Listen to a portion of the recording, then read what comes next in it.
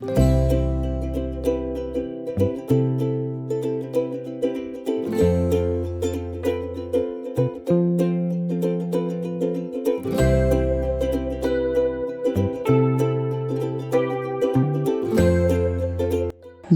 sur ma chaîne YouTube.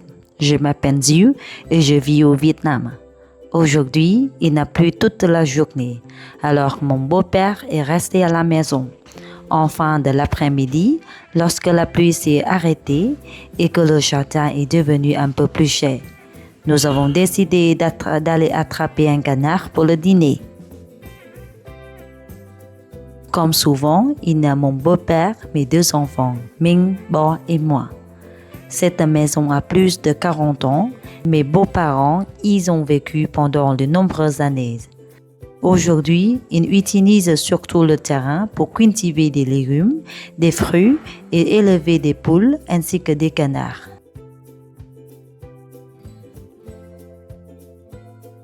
Tiens, une poule vient justement de pondre un œuf.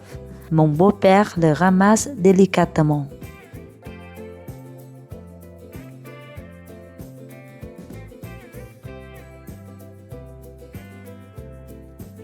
Le portail de bambou que vous voyez a été fabriqué par lui.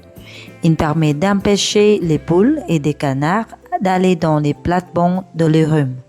Nous élevons une quinzaine de poules et de canards. Nous ne vendrons rien, tout est destiné à notre famille. J'apprécie énormément cette façon de vivre. Le riz, les légumes, des œufs et des poules ou bien des canards. Voici aussi un papaye qu'il a planté il y a quelques années. Après la naissance de mon fils Phúc, il cueillait les jeunes feuilles de papaye pour préparer des soupes et des bouillies. Au Vietnam, on dit qu'elle favorise la montée de lait chez les jeunes mamans.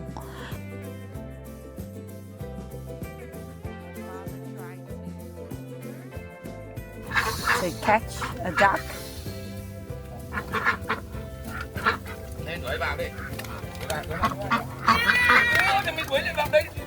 Đuổi vào đâu? À.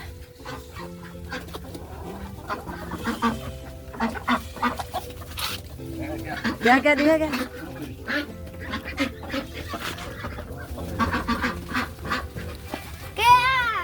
Con đứng đây thôi. Đứng lùi lại. Để cho nó vào trong cái Nó đưa đấy là bắt được. Đưa đấy bắt đây. Rồi.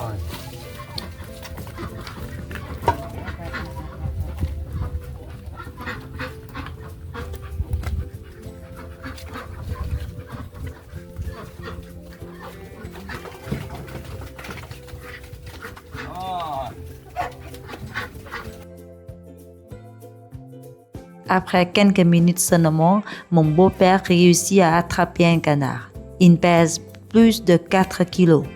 Il cherche ensuite une corde pour lui attacher les pattes.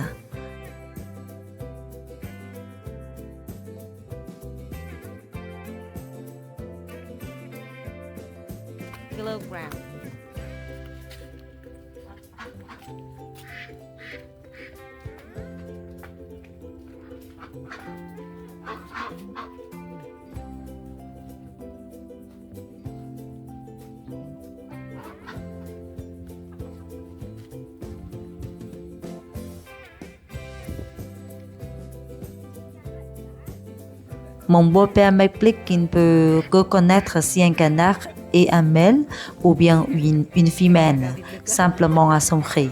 Le mâle fait plutôt cacac, tandis que le femelle fait plutôt cacac. Voilà. Chaque journée passée décide m'apprendre quelque chose de nouveau. Ce sont des savoirs simples, transmis de génération en génération. Merci d'avoir partagé ce moment avec nous et à très bientôt pour une nouvelle journée dans notre village au Vietnam.